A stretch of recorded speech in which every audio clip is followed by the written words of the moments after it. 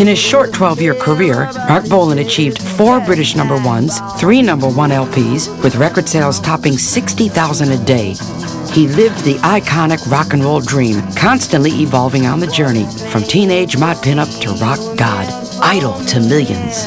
I'm your toy, your 20th century boy. Ha!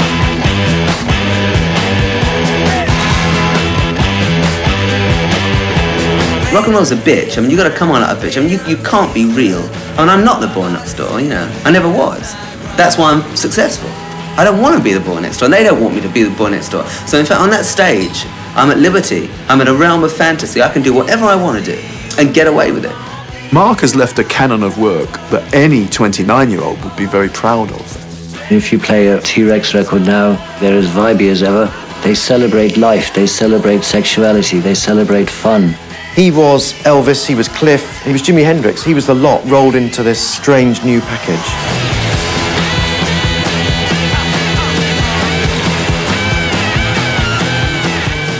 Marc Bolan was born Marc Feld on September 30th, 1947, to parents Phyllis and Sid. The family home was in North London, opposite Stoke Newington Common, where he and brother Harry often played. My mum and dad, they didn't have a lot of money. My mum worked in the market in Barrack Street. My dad was a lorry driver in our younger years, but nothing was too much for them. If they knew we wanted something, we'd have to wait, but they always managed to come up with the goods. We were two different personalities. He was much smaller, very fast, very lively, always running around, where I was the slower one. The first fantasy he had when he was, must have been about 5 then, was the Mighty Joe Young film. He would adopt a frontman. It's like Clark Kent and Superman, and his first one was Mighty Joe Young. He was the big gorilla, and nobody could beat him. And through the years, until he realised that you couldn't be a gorilla all your life, it was always a front. And Marc Bolan was a front. I think it was when he was 11, my mum bought him a guitar off the back of a newspaper. He had no professional tuition. He just strummed away to it till he taught himself how to play a guitar.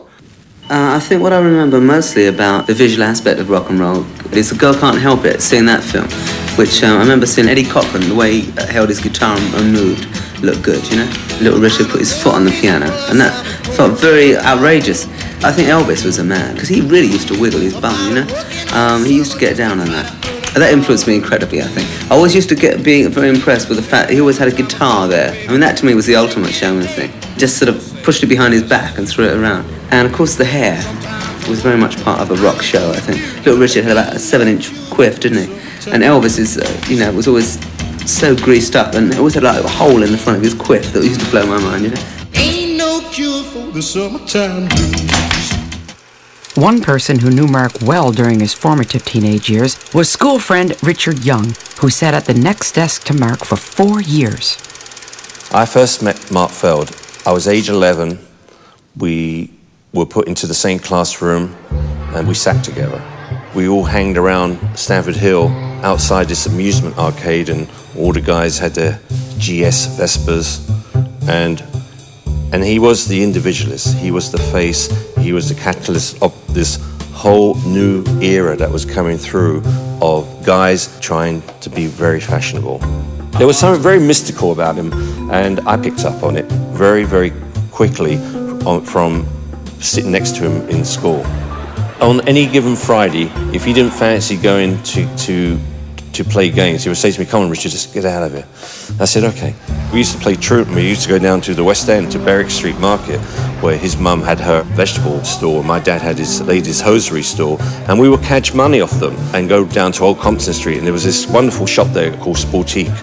We used to go in there, and if we didn't nick the stuff, we were buying it.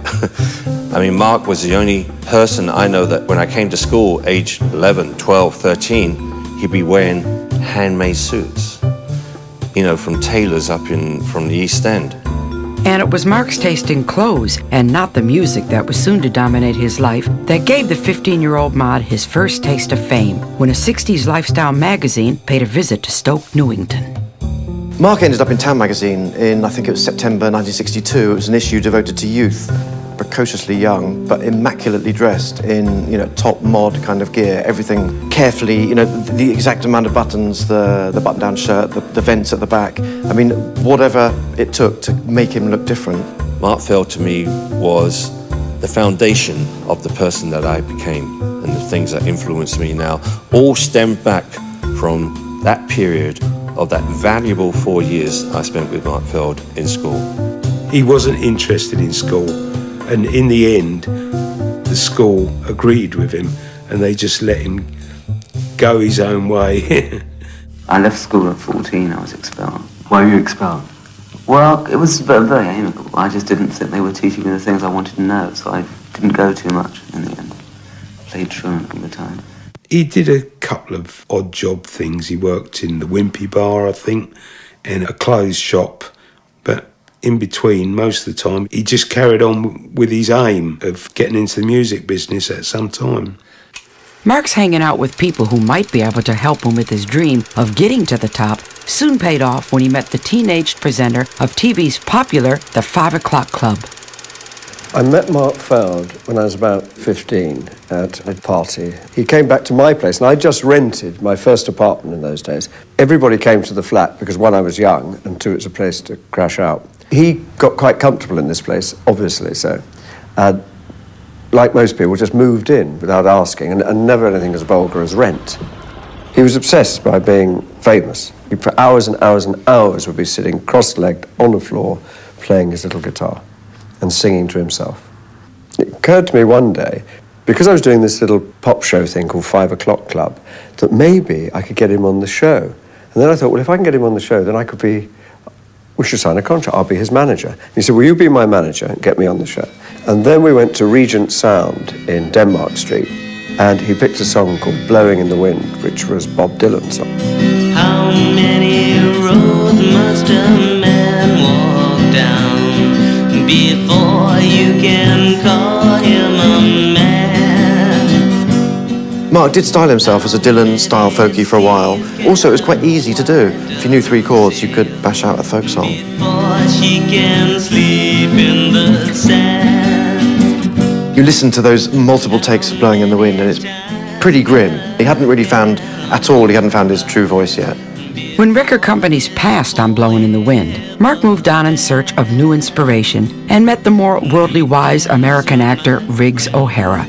Together they went to Paris for a few days, an experience that so impressed Marc that it later became an integral part of the Marc Bolan myth. Yeah, I used to know a guy in Paris who in fact was, he would be called a black magician, I suppose, but he wasn't. He's just a very learned man. He was into numerology and Egyptian magic, and I learnt he could levitate, go off the floor, and he really could do it. Can you? Can I? No. Only when I'm drunk. Hanging out with the right people finally led to Marc getting an offer from Decca Records in 1965, and memories of the trip to Paris formed the inspiration to his very first single, The Wizard. The record also saw Marc Feld rename himself as Marc Bolan, a key step in the reinvention of the 18-year-old Londoner into a rock legend. Shadows followed him around. He walked the woods without a single sound. Golden eagles at his door. Cats and bats play on the floor. Despite an early appearance on TV pop show Ready, Steady, Go, the Wizard single flopped, and Marc decided on a new approach. He sought out and joined manager Simon Napier Bell's roster of artists, who included the Yardbirds with Eric Clapton and Jimmy Page, and a new group, John's Children. They lacked songs, and they really, in a way, they almost lacked a frontman as well. So he decided to install Bolan in John's Children as a kind of a Pete Townsend figure, the one with the brains and the songs as well. And I wanted a folk poet, rock and roll, good-looking superstar, boogie-woogie, schmuck, and I was around. So, hey, it's one of those. I mean, I could have been anyone. But all that happened is that I wrote Desdemona, which is a dynamite song. One day he said, I'm going to go and introduce you to this guy and see what you think. So he drove me over, dropped me off there and banged on the door, and there's Mark opened it, and his parents were out, gone to work, and he said, oh, hi man, come in, you know. He sat down and started playing some songs, put on some Bob Dylan, invited me to have some mushrooms on toast, told me the books that he was reading and stuff, and we just sat down there for the afternoon, and I didn't know really what to make of him. He was just this quiet little guy who wrote strange songs. I don't think I was ever formally introduced to Mark. I don't think anybody at any time said to me personally. But do you remember the "This is time Mark," that you know? we first got him down to our club and handed him an electric guitar? He's never played electric guitar before, ever. It was frightening. And we had a little rehearsal and then left him there. And it was about 2 hours. He was just playing, making this noise on this huge sound. It was literally a case of, here's the lead, and he put it into this stodgy SG, this thing, and suddenly this incredible bass splurge came out at an enormous volume, even by our standards. Oh my God, he was out of his mind playing this electric stuff. Mark had a very percussive way of playing. When he played an acoustic, for example, it was quite percussive. I remember when we first did Desdemona, he said it's kind of got a jailhouse rock feel. I thought, okay, you know, that sort of thing. But this noise came out, and there is no way it could have ticked like jailhouse rock.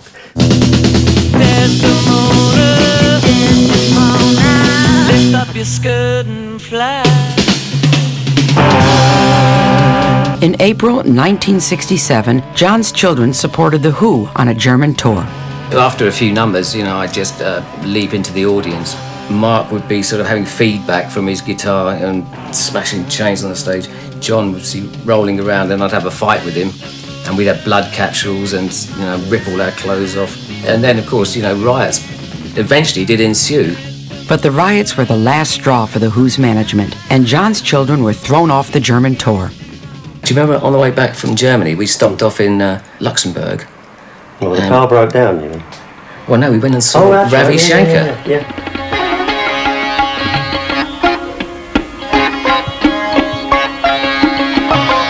I remember Mark was really just sitting right there watching this, thinking, absolutely. you know... there he was on the carpet with the joss sticks, and so maybe he thought, well, actually, this is the route I need to go for a while. Mark's last gig with John's Children was at the legendary 60s happening, the 14-hour Technicolor Dream, held at Alexander Palace in North London, a true 60s experience. Newly found footage of the event shows Mark with the band. It's very hallucinogenic. Do you think people might have been taking drugs? Is that? Yep. Oh my God. Ah, there's your good self. Yeah. That's you again. That's you again. That must be Mark. This was the last gig that we did, wasn't it? With Mark. I mean, there was absolutely no plan to play anything. It was just, okay, right, well, let's go on stage. It had gone by then. But I think that's probably why Mark disappeared, you know. He'd go away and think, well, I don't want to be involved in that. I need to get a couple of songs together, or I've got some verses in my head, or something. I think he was very focused on where he was going and what he wanted to do. Because he was, you know, he wrote songs, and he liked writing songs, and he was into that, and much more serious than us. After 3 or 4 months in John's Children, Bolan had enough of submerging himself and his personality in the band. Also, he realised what was happening at the time. There was a whole new movement growing on the underground where you could kind of take control yourself a little bit, a whole new network of clubs and that. So he decided he was going to then go back to his folk kind of roots with his beaten-up acoustic guitar, advertise for a like-minded kind of hippie soul, and who came in the form of Steve Took. And within a few weeks, they worked up this set of very, very voguish, whimsical, hippie kind of songs, reveling in amateurism in a way, but quite beautiful too. Every crazy child is devouring all the streets. In her class, you touch your dress. In her cigarette, you found so deep. Again, Marc had changed style, from the rock theatrics of John's Children to a more intellectual folk music for the hippies. And for the name of the group, he remembered a line from one of the science fiction books he'd read as a boy, and Tyrannosaurus Rex was born. Marc had finally discovered a sound that stood out from the rest, and regular gigs soon got them noticed. I was asked by my boss, Denny Cordell, to find a group of my own to produce. I opened up the International Times. The first thing I saw was Tyrannosaurus Rex playing at Middle-earth. That evening I went to see them. As I walked down the stairwell, I heard the sound of Tyrannosaurus Rex coming up towards me, and it was a beautiful sound. It was kind of rock psychedelic, but it was two people playing acoustic music. I walked in the room, and I was amazed to see about 200 kids sitting down cross-legged on the floor listening to Marc Bolan and Steve Peregrine Took, who were also sat down on this little platform, and they were singing and playing to the group. The audience was mesmerized. I had never seen anything like this. About a week or two later, I asked Marc and Steve Peregrine Took to come to my flat in Earl's Court, and I had one of the first stereo tape recorders that was for domestic use. I set the mics up, and Steve and Marc just sat on the floor in front of this little mic, and they just played their entire set.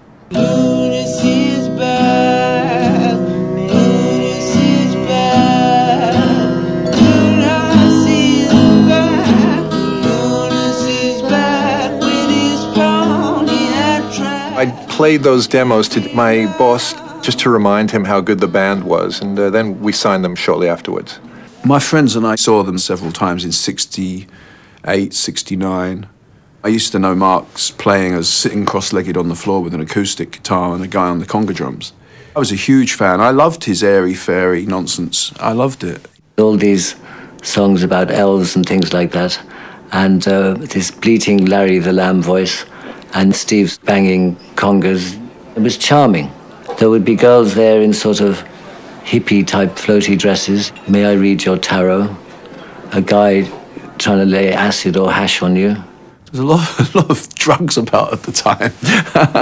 And it wasn't difficult to go with Marc's mood, you know. It was easy for us. A pint of cider and a spliff, you know. Another protector and ally of Marc's moods was the girl who was later to become his wife. June Child, as she was then, was a secretary for Black Hill Enterprises, who were this up-and-coming hippie underground management company. And Marc was there in the office one day. I think they immediately met and hit it off. She was a little bit older than Marc. She was very, very confident and worldly. She was useful to him as well as, you know, being someone that he could kind of fall in love with and idealise at the same time. June Child is very, very important to Marc, both as a wife and friend and as someone who was helping him come to terms with the dragon that is the music business, and a lot of mutual respect between the two of them, because Marc would be like a balloon without a string sometimes. He could just whiz away to some sort of place, you know, and come back here, my dear. He and his wife, June, used to come to my flat and take their weekly bath. They lived in a one-room squat in Notting Hill Gate, and they didn't have a bathtub. They had like a communal toilet out in the hall, and they used to come to my house once a week. They'd have the bath, but before the bath, we'd play guitar all night. We'd drink a bottle of wine. We'd listen to Beach Boys records, and I think that was the best time ever. We were all poor and all very happy. But Tony was to bring another of his friends along to join evenings at his flat with Marc, June, and Steve. David Bowie was my friend. We were all hanging out, and there were many nights where David and Marc would come over to my flat, as they were both living with their parents, and they'd come over and we'd jam and all that. So David was putting forward his friend George Underwood as an artist. There was Marc sitting there with June and David. I remember June and Marc sitting cross-legged, looking at each other for about 10 minutes, not saying a word to each other, which I thought was rather cosmic. Marc softly spoke to me saying, "Hey man, you know, would you like to do my cover?" I heard some of the rough mixes of the music. You know, I'm sitting there listening, trying to think, wonder what he wants me to put on the cover. I asked him who he liked, and he said William Blake. That was about all the brief I got, really. Something cosmic, you know. George came up with these stunning images, and when Marc saw George's work, he thought he was remarkable. The very first album cover. People ask me, where do you get all the ideas from? Well, here is the answer. It's called the Doré Bible. And it's Gustave Doré's etchings, engravings. It's the same dramatic sort of lighting and everything. There you are. Look at that one there, see? Ta-da!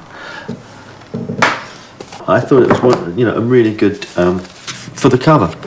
So I nicked a few ideas. You'll see a little elf in there and all kinds of imagery, and this is like a dream come true because it had all that kind of psychedelic detail in it. And George came up with the goods. And my boss said, this is the most I've ever spent on artwork. I think we had to pay George £75, it was 75 pounds well spent. A lot of people got stoned and used to just look at the album cover and see things happening in it. People would say to me, hey man, what were you on when you did that? I said, I was on my mum's carpet, actually. He knew people would get stoned and listen to his records. He said, I'm going to do this little lick. I want you to get this sound, or this has to go a little psychedelic for the heads. He had to make sure that layer was in the production where people could smoke a joint and listen to his records and go, yeah, that's cool, man. That's really cool. This is the program from 1968 where you have available shortly, My People with Fahrenheit Sky in Their Hair. He's even got the lyrics. And look, who's that? A young David Bowie in all his mimery makeup. Marc Bolan and David Bowie had known each other for about 3 years. But from being both ex-mods on the Make, they were now both sort of budding underground figures on the Make. And Visconti was their enabler then. He was producing both. They were both vying for Tony Visconti to be their lead kind of person. Visconti actually went with Bolan first. None of them went directly for that rock star thing. David was doing it via theater. He wasn't sure whether he wanted to be a theatrical Anthony Newley type or not. But it was good to hedge his bets. Maybe I'll be a rock star too. He was going through all these different permutations in his mind. And Marc was going through that. Maybe I want to be a movie star, a model.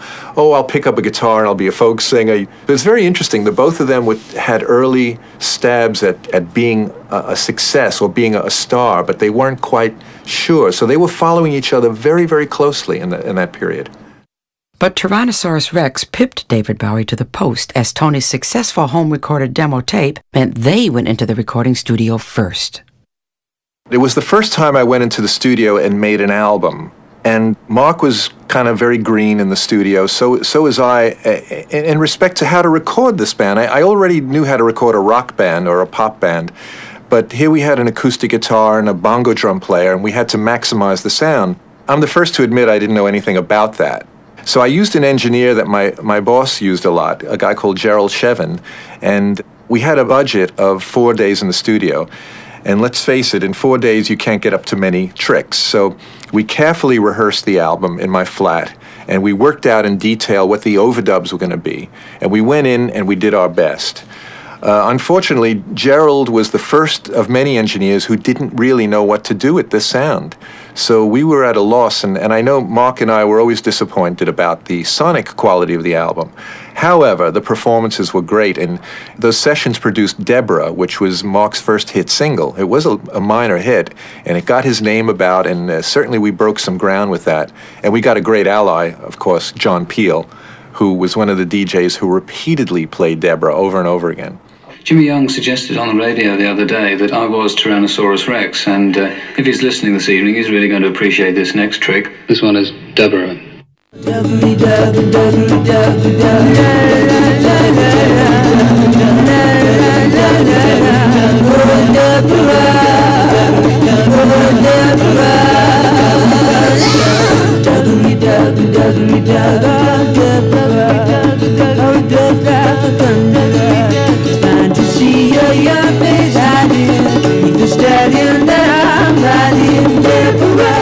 John Peel fell in love with Tyrannosaurus Rex and would play their records on the radio to the point of annoyance to many listeners, and was very supportive and helped break them.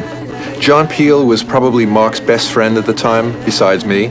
We were the only two people who really knew that Marc was going to be enormous and take off, maybe from slightly different angles. John Peel saw Marc as some kind of a hippie guru, mystical, beautiful person who fell from heaven to earth, you know, which was a great way to see Marc. Marc certainly had those qualities. He really believed in Marc, and without John Peel's support, we would have never gotten any airplay whatsoever. Oh, once or twice a week, Marc comes round to festive Peel Acres, and we sit there and listen to old Ricky Nelson records, and we listen to Eddie Cochran and Gene Vincent and early Elvis Presley things. Marc going through his second childhood, me through my third or fourth.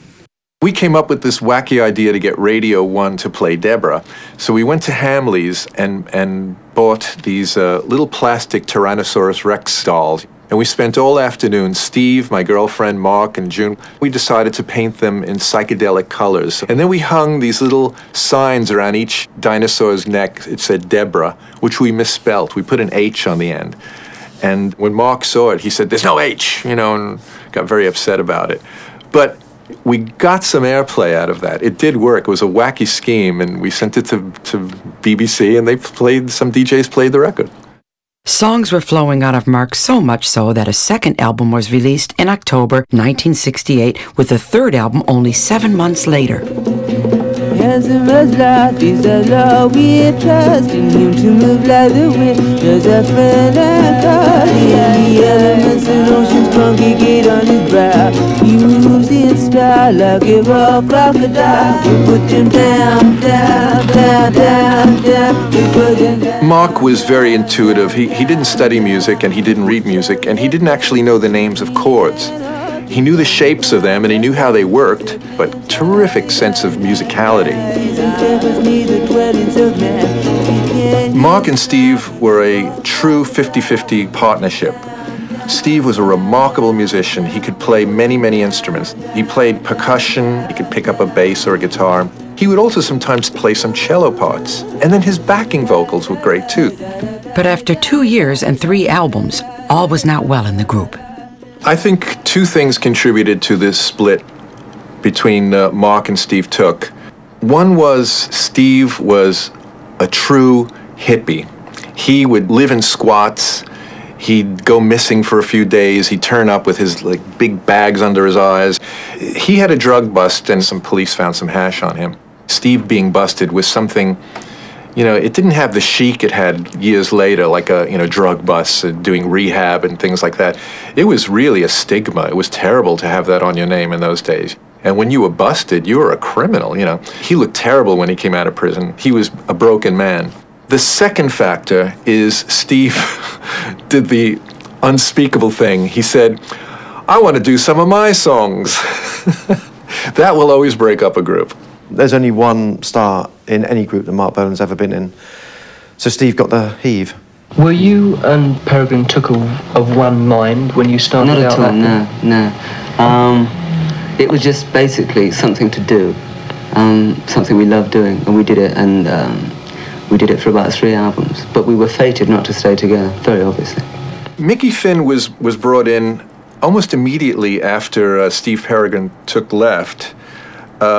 June and Marc held auditions. They put an advert in the Melody Maker, and June phoned me up and said, "We found someone who's perfect. He's so good looking." And I said, "Well, can he play?" You know, June said, "Well, he's not a great singer, but he looks like Steve in a way. He's got the long hair, but he's better looking." And, you know, quite honestly, I don't even think the fans will notice the changeover, you know, which I thought was hilarious. Unlike Steve Took, Mickey Finn couldn't really play the bongos very well. But he was a perfect foil for Bolan visually. But the main thing also was that he just did what Marc told him to do. The music has become much, much more rhythmic because Mickey is a very different sort of percussionist. He also plays tablas and sort of Indian drums. Yeah. But again, as I said, the rhythm section before was always very loose. Yeah. Now we're very, very tight. The musically, it's much, much tighter rhythm. Confident about his musical composition and sound, Marc's love of language and his lyrical, mystical imagery led him to yet another creative outlet as a published poet.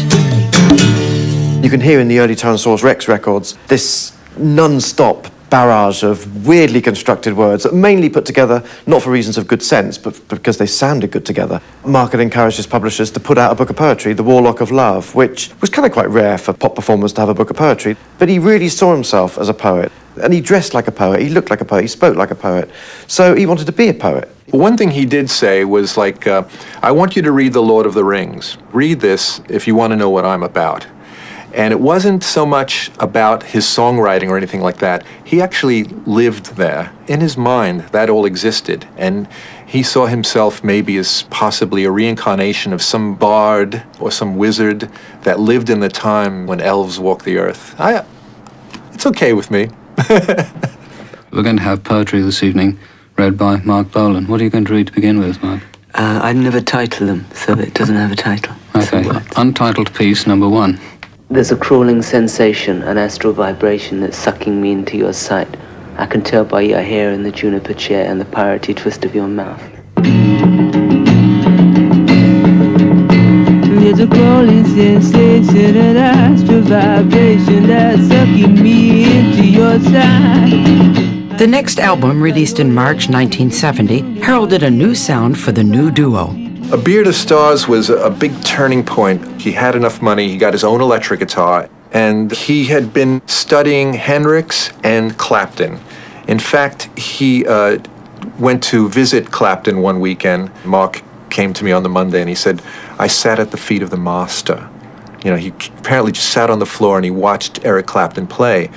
So his guitar playing was getting stronger and stronger as a result of all this study. I mean, he was really methodical. He just didn't pick up a guitar and pose with it. He really played guitar. Marc's A Beard of Stars album actually isn't far away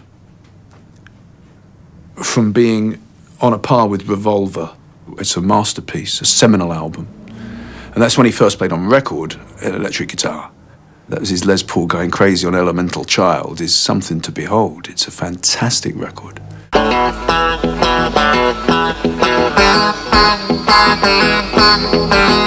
Torch girl of the marshes, her kiss is a whip of the moon. Dawn stamps as a dancing to the hum of a sunny young June. Oh, elemental child. Oh, yeah, elemental child. Again, Marc was evolving, adding a bass player, Steve Curry, to the lineup. And Tyrannosaurus Rex was reinvented as T-Rex. I've been playing the electric guitar for a while, and I was beginning to feel some sort of liquidness with my mental outlook and the guitar. You know, I wasn't getting enough out of the acoustic guitar anymore. And it was a natural progression eventually just to have it, whatever I felt like in my head, coming out on the records, which turned out to be Ride a White Swan.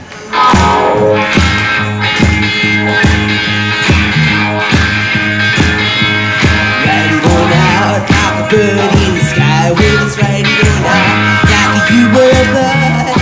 Flying on out like an eagle in the sunbeam, riding on out like you were a bird. Nice. Marc actually changed his songwriting style. It was a very direct, communicative song. It was a simple message. The lyrics are all about a wizard in a magical hat and riding a white swan, full of wonderful Tolkien imagery. But the guitar was straight off an Elvis Presley record. And we released that just like we released the 6 previous singles. I get a phone call and we couldn't believe it. She said, your record's number 2. That was it. That was our lives changed from that moment. Marc and Tony together were fantastic. They were brilliant because Tony brought things to the table, like his wonderful string arrangements, for example, as well as his sonic abilities. And Marc had the songs and he had the attitude, you know, and he had the band. Tony, to me, is what every record producer should be. Is your main man. Tony spends all his time studying what I want to hear, man. Okay, I have in front of me the 8-track master of Ride a White Swan. This was recorded in the days when that was the maximum amount of tracks we had at our disposal, were 8 tracks on analog tape. What you're going to hear at first is the whole mix of the song. You'll hear the beautiful sound of an analog machine starting up, which has now been transferred to digital, but you can actually hear the pop of the machine starting up. So here we go. What's it called, Marc? Ride a White Swan. Call it White Swan for the minute. White Swan, take one. Rolling.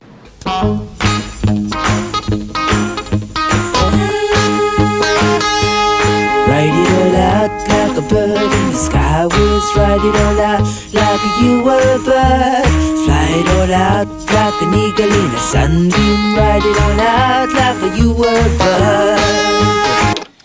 Okay, so that much you already know. You've heard the record many, many times. So the first thing we should do is listen to the basic guitar. This was the first guitar that Marc laid down. I put some slapback echo like you would hear on an Elvis record. We recorded the slapback on the same track as the guitar, and you'll hear what I mean by the slapback. So I'll solo the track. You hear that little bit of flutter, getting some character in that guitar. That is a vibe. When you hear that and you play to that, you go, yeah, and it's a rock and roll sound. Don't you wish you had this at home? And when Marc heard that, that's the sound that Marc says, that's the sound I want. And then everything kind of fell into place after that. Well, I got the sound. I was getting the sound with the tape echo just to make sure it would sound good that way. Okay, take it, man. I want that sound, you know?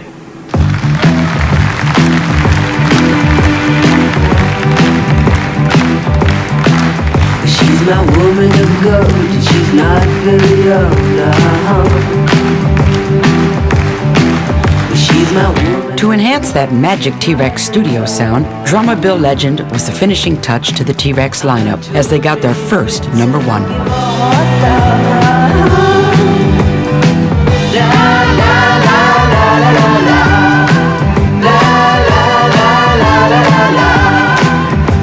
The reaction to Hot Love becoming #1 was possibly even greater than Ride a White Swan getting up to #2. Not because of the different chart position, but because it was confirmation that we could do it again. And Hot Love was to stay at #1 for a staggering 6 weeks. We were selling something like 50 to 60,000 singles a day. I mean, people would now love to sell 60,000 singles in all.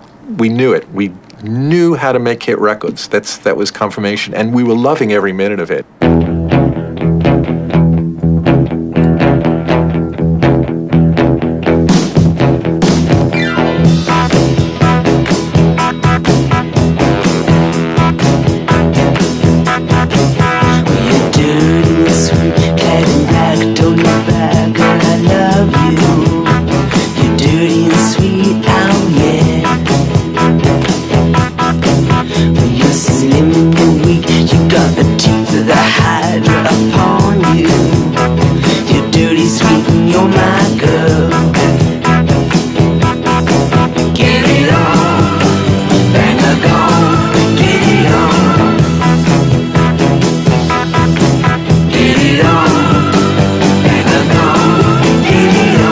He changed from this sort of mystical troubadour and made this transformation into this sort of pop monster, which involved a complete change of music and a completely different sound and a completely different audience, really. Some Tyrannosaurus Rex fans, when Marc went electric, as if he'd never played an electric guitar in his life before, were sort of disappointed. They felt that Marc sells out. He's now joined the rest of the rock and roll twangers. I think, to be honest with you, I liked the acoustic Tyrannosaurus Rex more than the electric one because I didn't think Marc was awfully good at it, to be perfectly honest. I just thought he was better doing strummety, strummety, strum on an acoustic guitar. And when he started doing his kind of cock rock macho posing stuff, it just looked, I thought, a bit silly, to be honest. I've always been a better electric guitarist than I was acoustic guitarist anyway. And I just wanted people to know that. Had I not done what I'm doing now, and I stuck with Tyrannosaurus Rex, I'd end up like Cat Stevens, which is not what I want to be. I'm not trying to be a cock rock star. Marc had reinvented himself from the whimsical acoustic sound of Tyrannosaurus Rex with a solid yet small audience to the heights of #1 records with a new audience of teenagers, becoming the teenage idol he had always so desired. I saw Marc Bolan, I think I was about 13 years old. It was the beginning of the 70s and the beginning of what was the beginning of T-Rextasy. I kind of skived off school with a couple of girls, and we got there early so we could wait around the back. And we stood outside the stage door, and Marc arrived in the car, and he kind of swept past me, and his curly hair actually kind of whipped you in the face as he passed. He didn't sign our programmes and posters and things, of course. He looked at them disdainfully. And we were crushed, but we still didn't diminish him in our eyes. It made him more of a star, and it made him more fantastic and untouchable. Marc Bolan knew how to perform. He loved his audiences, and there was a real rapport, a back and forth with the audience. He loved to be up there, and he loved doing what he did, and he did it really well.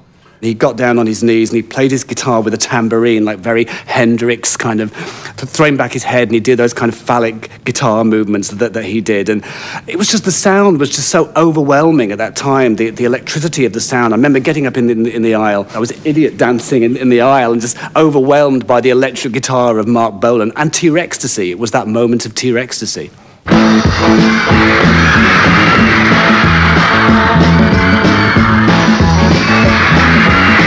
You're so sweet, you're so fine. I want your everything just to realize you're my baby. Because you're my love. He was the biggest thing for a while in this country. And he had a particular sound and great lyrics, you know. They're great pop songs, I think, you know. It's been an exciting year, and I think kids for a long time have wanted to really like boogie at concerts. I mean, there hasn't been a band for a long time that's actually gone out and done that. We started out as an underground band, supposedly, or a minority band, and we've become like the biggest media band for like 5 years or something, which for me is really weird, because many people used to say, you know, Marc, with your funny little voice, man, you know, you're never going to sell any records. As publicist for the group, it had been B.P. Fallon who had come up with the phrase that the media leapt upon to describe the T-Rex phenomena. I regard you have to enter the sacred palace, you know, and in order to enter the sacred palace you need the password. And the Beatles had it fantastically with Beatlemania. In one word, it described what was going on. We were in the train one day going to a gig somewhere, and it just came. It looked like typeset on fire. T-Ecstasy. Is it you? Is it you? There you are, my baby, oh yeah.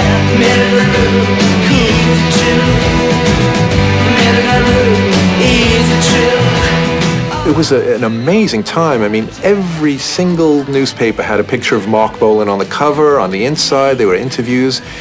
Now the same DJs who ignored him 2 years earlier were now playing his records non-stop.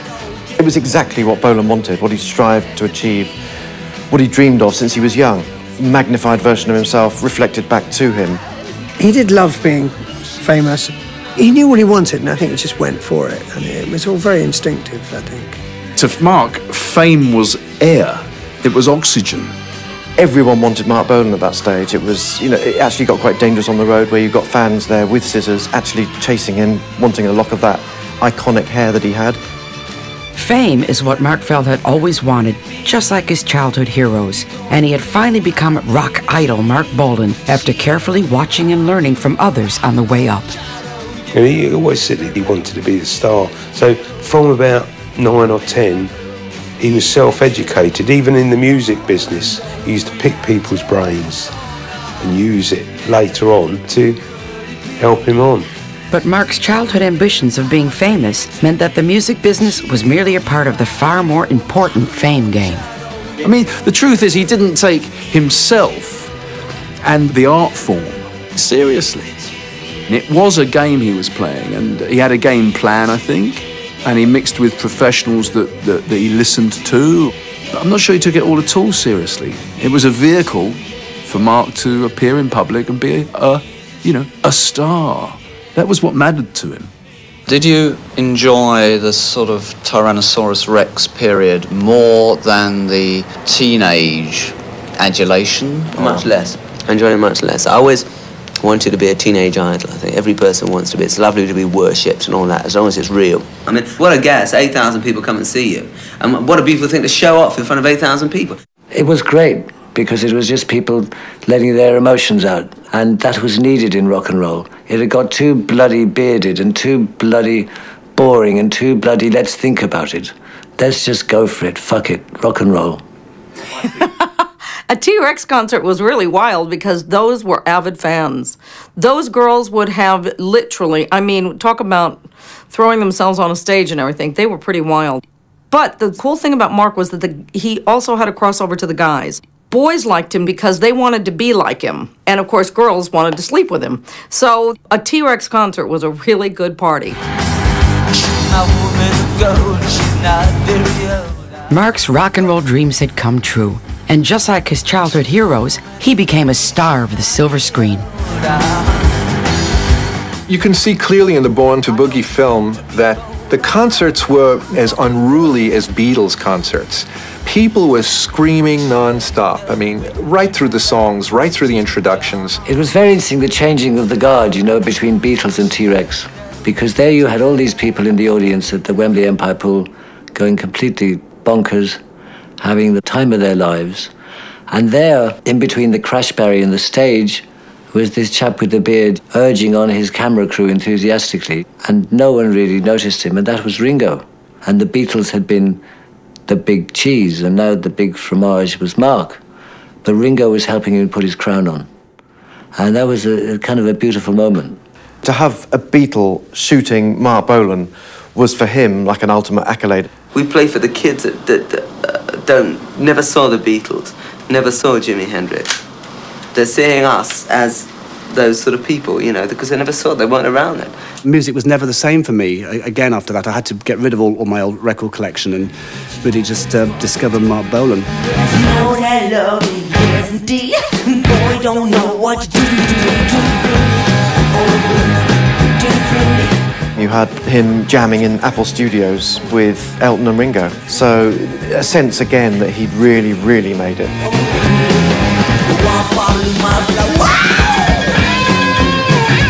To what do you attribute your success though, Marc? I just think timing, good luck, playing the right music at the right time, 4 years of groundwork, of getting it together to be at the point it is. I do think that we are good at what we do.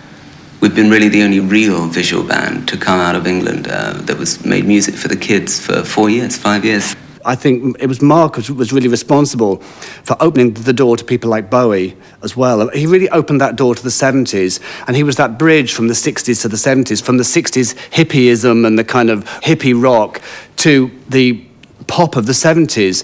And Marc kind of made it okay for you to like pop music.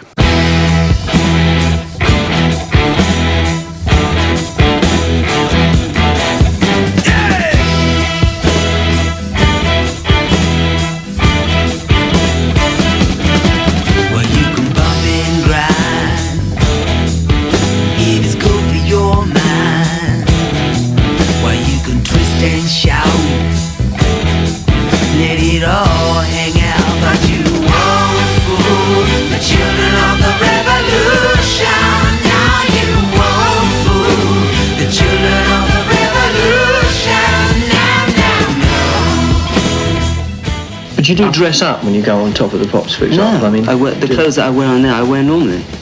What about the sort of moons and things? Well, that's... I mean, isn't that a part of glamorization for... Oh, I'm not against glamour. I mean, just that when if I'm doing something like that and there's someone's dad watching, I want to get some reaction from him, you know, whether he thinks I'm just a little queer or a chick or just someone freaked out.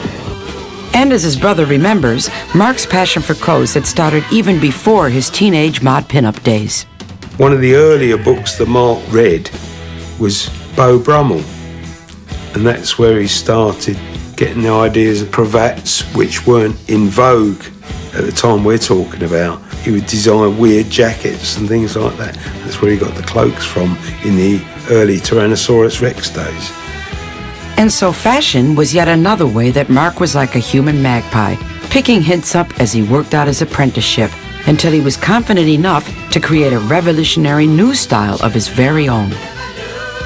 Marc was a peacock, completely obsessed with clothes and his look, and By 1971, Chalita Secunda, who was the ex-wife of his manager at the time, came into his life and started to, take him to different clothes shops, gave him a new kind of glam dimension to his wardrobe.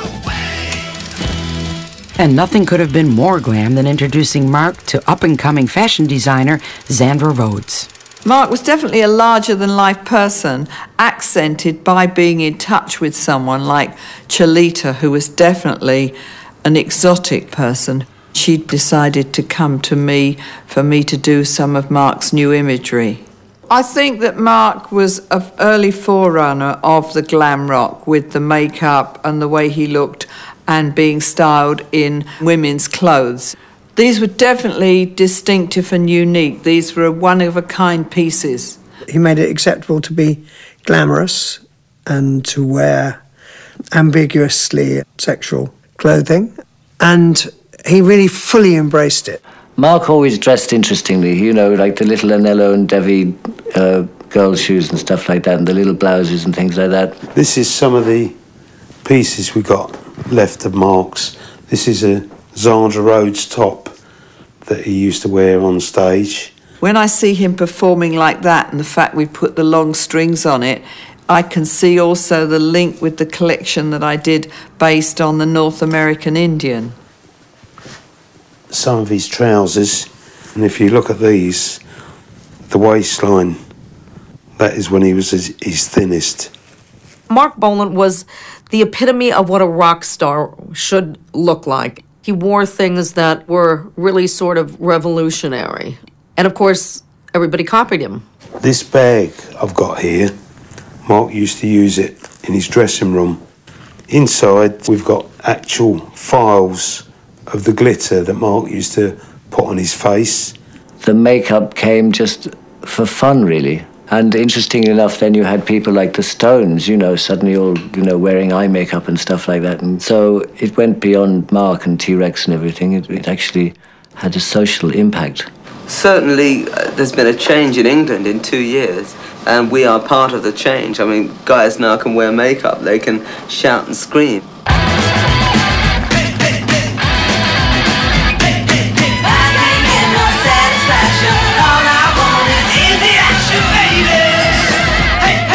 Marc's unique look and style had created glam rock, a look that soon dominated the airwaves and the pop charts.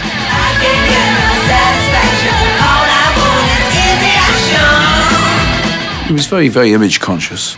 He was very good at marketing, regardless of how foolish he may have looked in his feather boas and high-heeled shoes and stuff.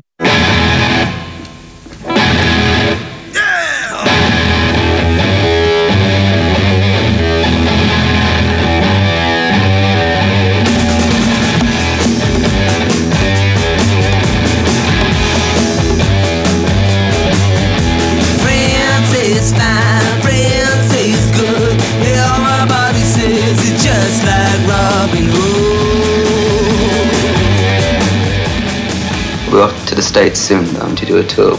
We're playing very big stadiums and stuff.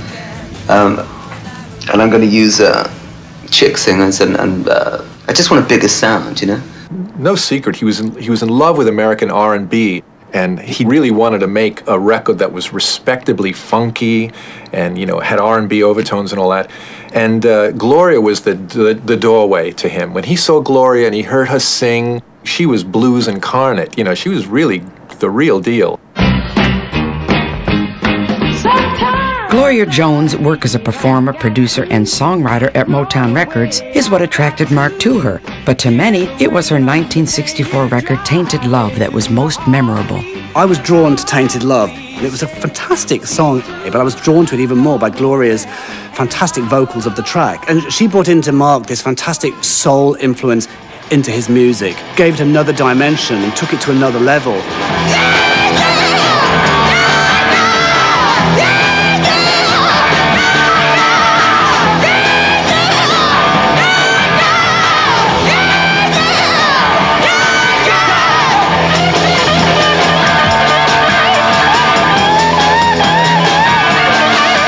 Marc had the tunes, he had the talent, you brought your element. He was creative, artistic. He was before his time. I think he was still trying to find that new hook, that new angle. I think that Gloria, putting all the girl vocals on and everything, she was making the music slightly more soulful.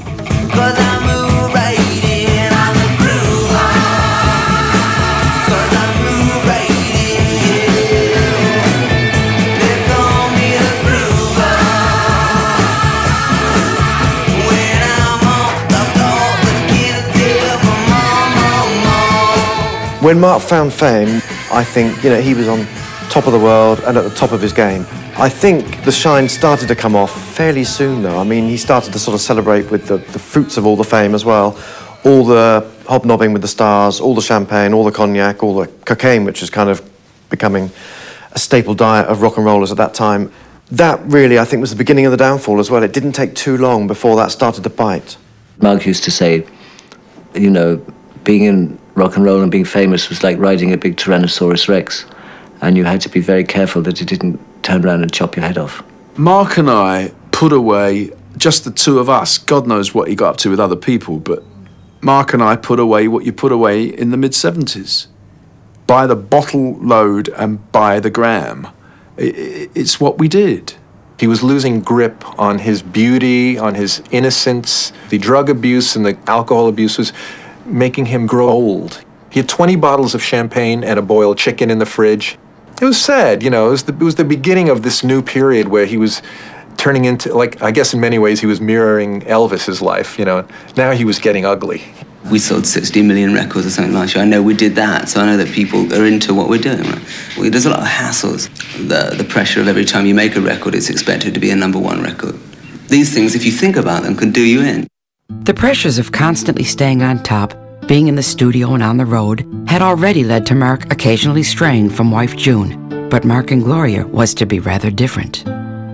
Now, the few times that Marc left June, he jumped into an affair with another woman. And I was guilty twice of introducing him to women. June, of course, found out. I mean, Marc told her, and she was extremely hurt. And I think the third time it happened, I think it was Gloria. The relationship started, I can remember, we were in Chicago, and we were sitting in the limousine. And that's when he made this decision that we were going to come together. It was hard because Marc's wife knew, my husband knew, and everyone started to come and see that it was going on, so. June was the typical rock, I'm with the band type girl, groupie at heart. So when he met Gloria, it was all about, I've been there, done that. Now let's really talk a musician to musician. The pair of them were like sort of cosmic twins, really. Rock and roll lunatics, tra-la-laing along. It was a joy to see. They were so close. It was sort of like watching a good Wimbledon match. It was a real good back and forth. Personally, Marc could not have been happier, but creatively, he was beginning to run out of steam. He'd peaked early and didn't deal with it properly. I think he just got sloppy. He wasn't changing his style much, and he was underestimating his audience. For those 3 golden albums, Electric Warrior, The Slider, and Tanks, he had the audience, but Tanks didn't sell as much, and it was slipping. To me, that was an indication to change the style, because essentially those 3 albums sounded the same, and it was he himself who let the fans slip through his fingers. You can't keep going back, and this was what happened to T-Rex. He did keep chucking out the same kind of hot love for 3 or 4 years, and it went against him in the end. They turned on him. You're sticking to a very basic energy rock formula. I don't do you think accept there's going to come a time? I don't accept that you can play Children of the Revolution, which is a very slow song with 44 string players on it, and play me 20th Century Boy, which is basically just a rock and roll band, and compare them as the two. But as far as the public is concerned, do you think there's going to come a time when Marc Bolan will have to change? That a point in Marc time Bolan is changing, it's just that people aren't really listening. The kids are, they know, that's why they're still buying the records. We're 3 years in now, man, 24 million records. Can you see that this repetitive riff is going to change, that you're going to do something totally different? I've just done it in the new album. It's just that, when you hear it, you know what I mean. And then you'll say, man, why are you doing something so different? You watch. There was a kind of little bit of a desperation already about Marc by that stage, and I think, you know, his ego did go into hyperdrive at that stage, boosted by drink and drugs. I was in mental pain during the making of Zinc Alloy. There was no cohesiveness to it. It wasn't exactly adventurous. It was just kind of sloppy recording and all that. This was one of the things that sealed our fate. He came in after a take, and I said, Marc, would you mind tuning up your guitar? It's a little out of tune. He delivered a tirade of abuse on me. He goes, F you, my guitar isn't out of tune, you're effing deaf, or something like that. And it was because there were people in the room. We had some groupies in the room, some friends. My face turned red. I mean, I was really like so hurt by that. So I just swallowed my pride. When he was out in the room with the groupies, I went out into the lobby, I took his guitar and I tuned it. And when he came back, he played it. He knew it was tuned up. Things like that were happening. I said, this is getting too much like Elvis, and I don't want to be part of a posse, and I don't want to be treated like this, especially when I met him when he was this cheruby young kid and we made these great records. I was really, really hurt and disappointed by the way things had happened. So I talked to Marc about drinking, about using cocaine. Fell on deaf ears. I didn't want to sabotage the album. I finished it, wrote him a letter saying I resigned. Due to your abusiveness, the way you speak to people, the way you've treated me. I gave him the reasons. I said I resign. He never phoned me up. He never answered the letter. And according to Steve Curry, the next time they were together in the studio or a rehearsal, he just said, Tony's not with us anymore. That was it. No explanation than that. Marc's stage acts still showed the performance extravagances he had learned from John's children, but the pressures had begun to take their toll. There was a stage when he started to look like a football, you know, because he wasn't very tall and he got bloated, living the good life, I guess. Sometimes people lose the plot a little bit, you know, which is fine. Nothing wrong in losing the plot. What is important is what happens after that. Do you become Fat Elvis all your life? Everyone is paranoid. Every number one you get, the next one that follows, you've got to top it, man. Or you ain't hot. It never stops. The mania is it never fucking stops, man. How many number one records do you get to be secure when there's no security? After a lackluster and lethargic U.S. tour at the end of 1974, percussionist Mickey Finn left T-Rex. And with his fans deserting him, Marc was advised by his accountants to spend time out of the UK as a tax exile. Mid-70s, Bolan was out in Monte Carlo, hiding from the tax man, hiding from the audience that kind of didn't want him anymore either.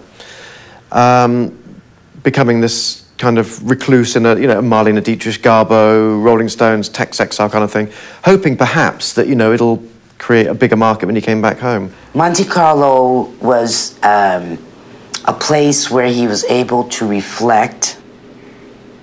He did a lot of reading, and he started practicing his licks. He was very hurt that he was not able to stay in the country. That's another reason that he always felt that he lost his fans, too. But a call from the UK gave Marc the chance to appeal to a whole new generation of fans with an opportunity to really go to town with his glam rock image.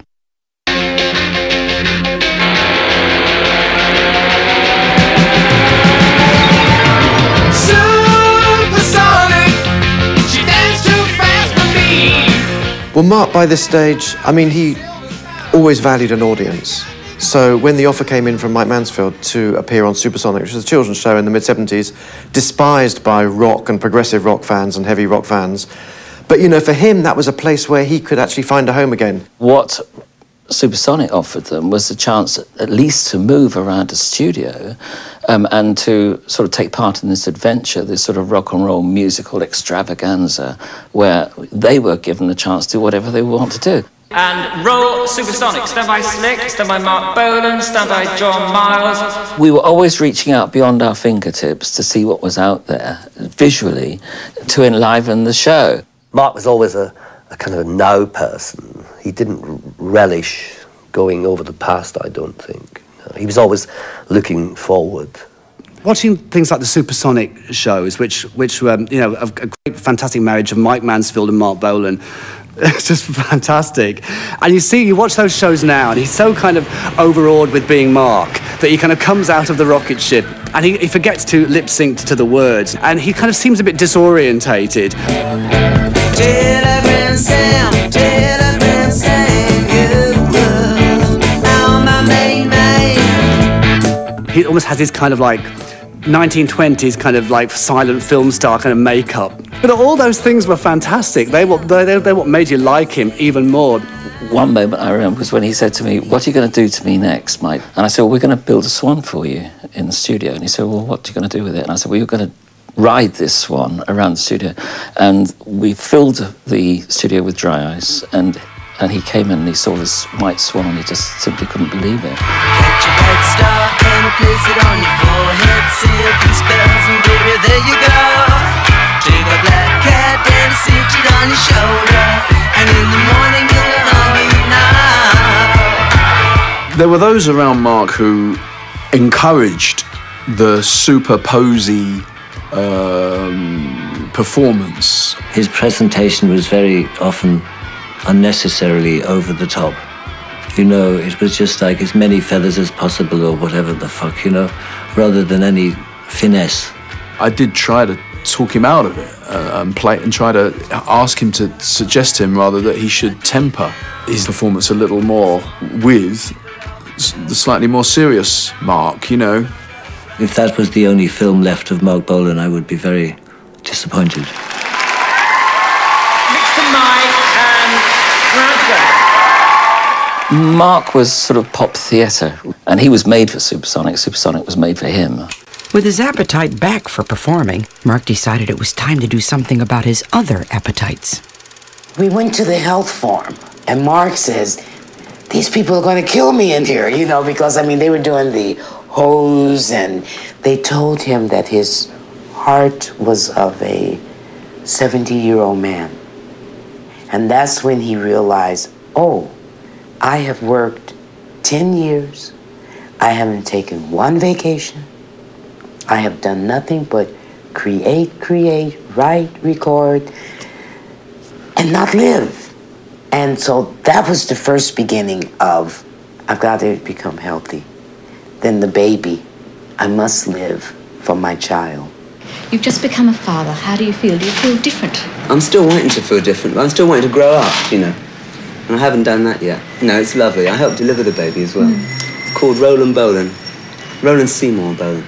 And he weighed about 6'6" when he came out. And it was really cute, because I mean, it looks like me, so it was really, and it's an amazing thing. Yeah, weren't I'm you hoping freaked it's out going to at all? stabilize me somehow. When Roland was born, he gave up booze. And he lost all of the weight. And he says, you know what, all that money we spent at the health clinic, all I had to do was just stop making those martinis. And I mean, but that was Marc.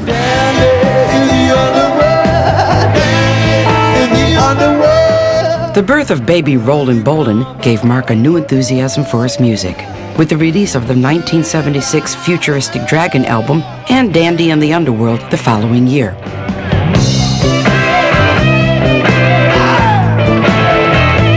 Marc had a new T-Rex on board, basically made up of very competent session musicians, a couple of whom he poached from David Bowie, which he was particularly pleased about. So it was a cleaner, actually more orthodox T-Rex sound. Suddenly we had this real red-hot, groovy little band that was quick and simple. Rock and roll it, even stroll it, baby. Rock it or roll it, yeah. Ooh. When he put the band together with Herbie, Miller, Dino on organ, he was very comfortable with that sound. And what he liked was that they liked music. They liked playing music. They liked creating and finding new sounds. T-Rex is the best band I've ever worked with. Sometimes, after he'd got the groove and showed us what to do, he'd go in the box as the producer and sit and listen. He'd press the button and say, hole in one. That meant keep that take. And the engineer might say, oh, shall we do a safety master? He'd say, I'm the master. Yeah, he's all right. But the choice of the punk group The Damned as support band on the Dandy and the Underworld tour raised a few eyebrows. The Damned does seem an odd choice for Bolan to tour with, But at the time, like all the old-timers, he was shocked by punk at first and didn't know what to do with it.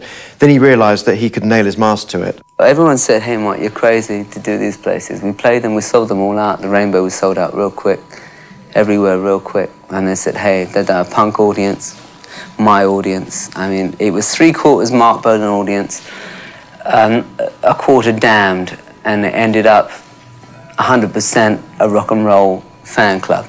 I wouldn't think for a second that Mark was a big Damned fan, personally. I would think that it was very convenient for him to take them on a tour, to put bums on seats. He was as cynical as any marketing man is. And I say it as his mate. I would say it to him. I used to joke to him about it. I'd say, well, you know, you're cashing in there, boy. Yeah, I know, but put bums on seats, wouldn't it? But it was also the punk attitude that appealed to Marc. The cat had punkness in him, and he'd always had that sort of shoulders thing, you know, who you're fucking with. He kind of sneered at the world, and he kind of sneered at his kind of curled lip. And I think the people who came up in punk kind of recognised that, and they felt that affinity. He just was a natural kind of predecessor of the whole punk movement, I felt. He really got behind it, and of course it allowed him to say, I'm the godfather of punk. You know, it allowed him to restyle himself, and he'd been doing that all the way through his career. Marc the Mod, Marc the Dylan Beatnik, Marc the hippie, Marc the glam rock star, Marc the interstellar soul guy, Marc the has-been, and then suddenly Marc the godfather of punk. When the tour was finished, Marc was offered his own TV series, on which he gave many new bands their first taste to television, although he did introduce it in his own inimitable way. This is a new group called Generation X, who have a lead singer called Billy Idol, who's supposed to be as pretty as me. We'll see now. Generation X. 1, 2, 3. I want to tell you that what you have to do when you get a new wave band on the set is funk them up. You got to go be outrageous. Come on, rip your knickers off. Do whatever you're going to do. If you got it, show it. An old friend of Marc's in television, Muriel Young, actually gave Marc the Granada TV show, just called Marc, perfect title for it.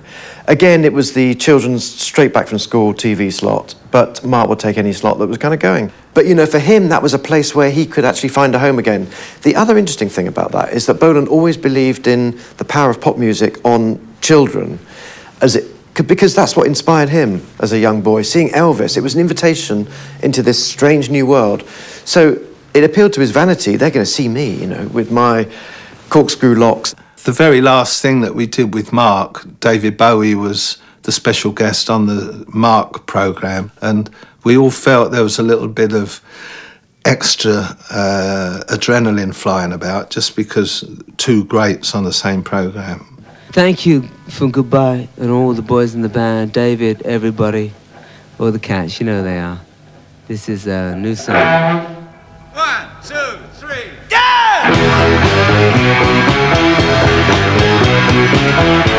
With limited studio time, there was no chance of a second take when Marc fell off the stage.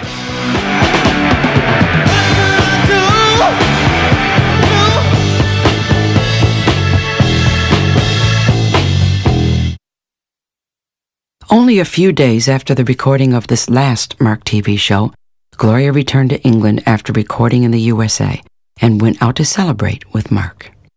They'd had a night on the town. They'd been to the Speakeasy. They'd been for a meal. They were driving home. Behind them was Gloria's brother, Richard.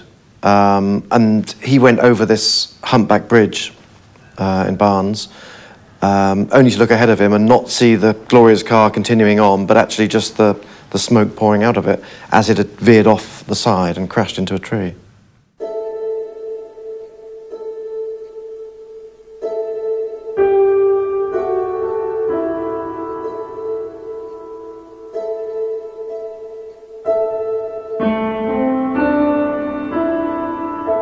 I went to the tree, and already people had started putting little mementos of Marc by the tree.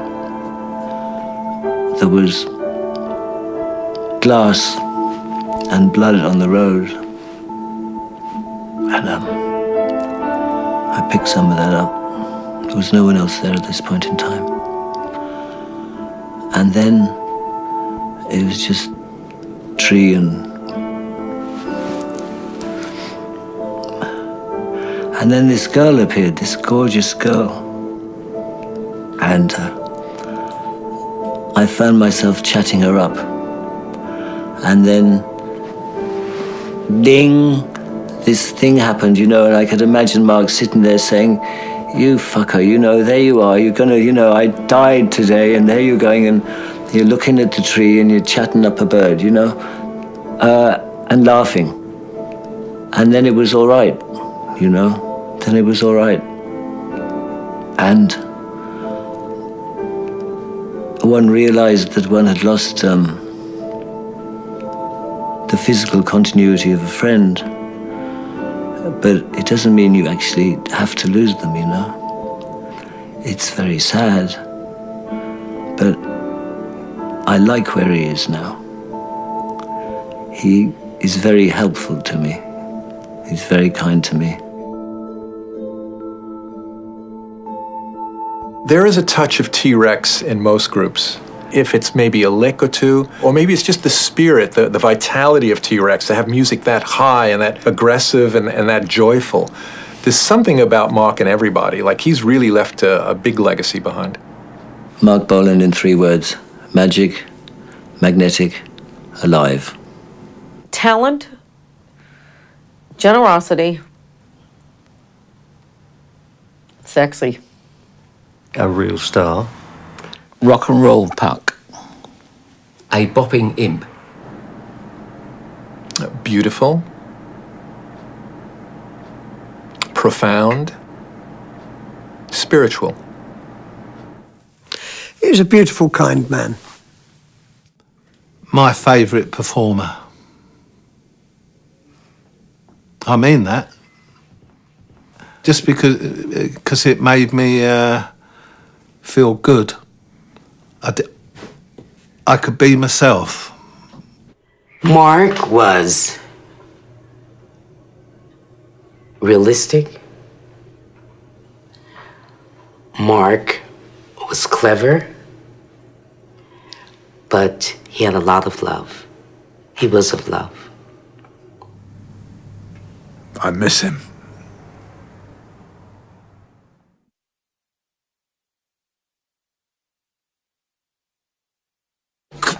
Milgaroo, is it you?